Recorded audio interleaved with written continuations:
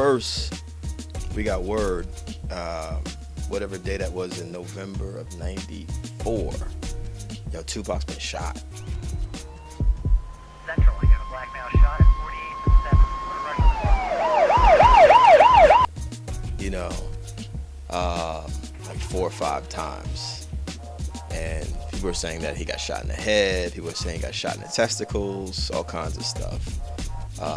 Saying that he had gotten robbed. And then there's the famous photo that we had in that issue of Vibe with him coming out on the stretcher, you know, giving his middle finger out there. And so there was a lot of stuff that was circulating. And many of us were very afraid for Tupac, you know, like what was going on. And so I got the call from Karen Lee, who was his publicist at the time, and she said, well, Pac wants to do this interview at Rikers Island, you know, can you all come? Once Pac started talking, it was almost like it was just him and I with a tape recorder, you know?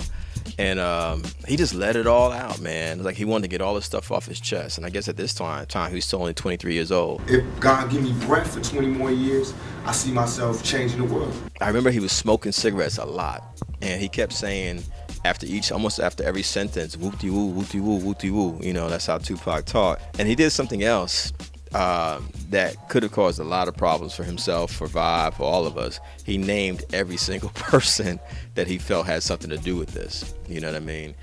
And it was interesting because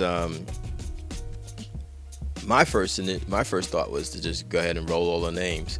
But you know, our lawyers at Vibe, we were owned by Time Warner at the time, were like, nah, you can't do that for legal reasons and for basic safety reasons, you know what I mean?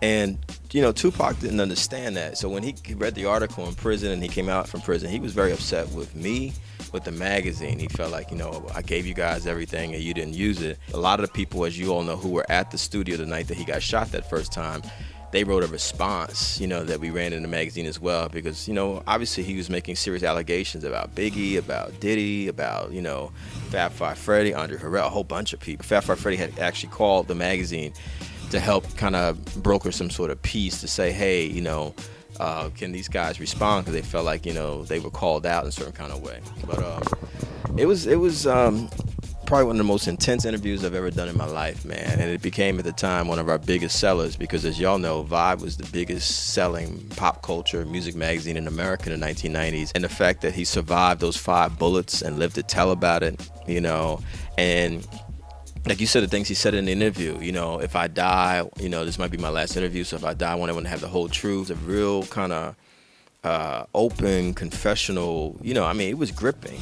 I remember saying to Tupac, like, yo, this whole thing that you got with Biggie and Puffy, who, you know, Diddy, who we call Puffy or Puff Daddy at the time, you know, why don't you all just come together? And, you know, Pac said something that made me so mad, man. I'll never forget. He said, yellow M&Ms and green M&Ms don't come together. And we put that in a Death Row story.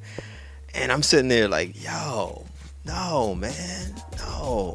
But I also thought from the Rikers Island interview, like, man, you know what? If he can get out of here, you know, he could really be a significant leader, you know, not just a rap artist, but a leader, because people listen to him and follow him and admire him. Or maybe with the exception of Kanye and a few other artists, you don't get that kind of honesty anymore from rappers the way you did from Tupac. I mean, it was incredible. And for us to be able to capture all that, I mean, it was really historic.